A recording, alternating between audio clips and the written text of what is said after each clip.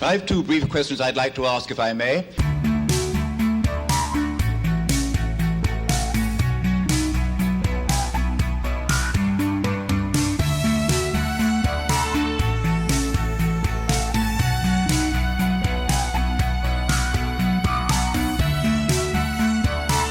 Hi, welcome to Left Foot Media. My name is Brendan Malone and you're watching The Daily Question. Today's question of the day: will the sacking of James Gunn hurt Marvel? Now, before I get into that question, and the obvious reason I'm asking that question is because James Gunn has been gone-burgered by Marvel because of his Twitter history. There's a whole slew of tweets that he made with jokes, pretty sick jokes about child sexual abuse and other things. They're finally all caught up with him and he has been sacked. Now, there's an irony here, if you want to call it that, in that the very system that James Gunn has willingly sort of participated in and helped to prop up and to perpetrate, which is the whole online social media mob mentality. You know, even recently he's participating in that himself. He's more than happy to get online and compare Trump to Hitler, to talk about Trump being a puppet of Russia, to endorse the sacking of Roseanne because of her tweet, and now it's claimed his own scalp. People are saying, did Marvel, Disney, did they have to do this? Did they have a choice? Well, I don't think they had a choice at all. This, to me, is a basic, straightforward kind of business decision for them. They are a company that is in the business of making movies that are targeted at young people, that are supposed to be family-friendly movies by and large. They can't have one of their marquee properties, Marvel, associated with a guy who has a slew of jokes about child sexual abuse. They just can't. That's not consistent with the sort of the reputation that they're trying to present about themselves as a company in the public eye. Now, the other reason I don't think they had much choice was because they've got their two big marquee brands at the moment. As far as Disney is concerned, they've got the Marvel Cinematic Universe and they've got the Star Wars Cinematic Universe. Now, the Star Wars Cinematic Universe is in crisis at the moment, and the last thing they could really afford was to have their other big marquee property, the Marvel Cinematic Universe, even begin to fall into scandal or disrepute. They couldn't even have fraying at the edges. They don't want that. So I don't see how they had any choice here. It seems that he just had to go. Now, the thing is that those who want to cry about sort of censorship of speech, now, I'm really big. I'm a big proponent on respecting people's right to freedom of expression, but that doesn't mean that a corporation can't sever a business relationship it has with someone based on the things that they are saying in the public square. Like Disney and Marvel, they've been more than happy for James Gunn to make all sorts of political statements online. He's been doing that for many months now, and as I said, some of them sort of really out there, comparing Trump to Hitler, offering thousands of dollars to charity if Trump will get on the scales and reveal his real weight, weighing in on the Roseanne Barr thing. They're more than happy for him to make statements. They've had no issue with that. But what's happened is it's these jokes about paedophilia and child sexual abuse, and there was a lot of them. And I don't think Disney probably appreciated, even though he'd sort of mentioned about his Twitter history in the past, I don't think anybody probably appreciated just how many of them there actually were, what a motherload there was going to be of these things. And so it seems to me that Disney have had no problems with them making political statements, but the problem is when you get into just making jokes about paedophilia and child sexual abuse, at that stage, I don't think you can sort of claim much in the way of, this is me expressing political ideas or expressing important philosophical concepts about deep and big and important issues. I think you've got to accept that there could well be ramifications for that, especially if you're talking about a business context. For me, there's some interesting issues in all of this. Number one is the mainstream media, by and large, was sort of pretty slow to pick up on this once this news broke. And I think you'd have to be naive to think that that was anything other than the fact that James Gunn sat on the right side of the sort of political ledger as far as a lot of those involved in the mainstream media are concerned. Most mainstream media employees, people who are involved in mainstream media, journalists, editors, etc., they are predominantly, you're talking left-wing voters. James Gunn is on the left of centre. I think they would have all of a sudden discovered their flair for nuance and taking your time and not rushing to judgment. But we all know that if this had been someone like, say, Ben Shapiro, and it was his Twitter history that we were talking about, or PewDiePie, who had this whole slew of jokes about paedophilia and child sexual abuse and anti-Semitic jokes, then they would have been all over us. There would have been this wall-to-wall coverage of this particular event, but there wasn't. And I think there's an interesting question there about why the media was so slow to react initially about this. The second thing, of course, is the idea of public virtue signalling and the dangers that are involved in that. James Gunn had been more than happy to sort of broadcast how he considered, certain moral issues and what was virtuous and what wasn't. He'd recently had a go at lambasting Star Wars fans and suggesting that they needed therapy. And there's a danger there you get into, or you can very easily fall prey to the sort of the hollow man syndrome, where perhaps your own past is not as clean. You become the sort of public inquisitor who you get on social media. You're expected to know everything about everything. You pass judgment on people, you judge them for their sins, you pronounce, sentence on them, you demand their head on a platter. And of course the danger is that in the process of doing that, you forget about the fact that you have got your own as the old saying goes, before you remove the speck from your brother's eye, perhaps think about the log that's in your own one. And possibly, there's a danger here, there's a lesson here about virtue signalling, about the fact that often virtue signalling can signal a lack of virtue in someone's life, or it can be a reactionary backlash to something. Perhaps people go overboard in certain directions to try and compensate for things that are in their own past, or to try and prove to the people that they want to prove things to that, hey, I'm a good guy now, I'm one of you. But there's certainly a lesson here about people in glass houses, I think, not throwing stones. And then lastly, there's the issue of the online disinhibition effect. Now, online disinhibition effect is something that all of us, any of us, you, me, anyone who's on social media can very easily fall prey to.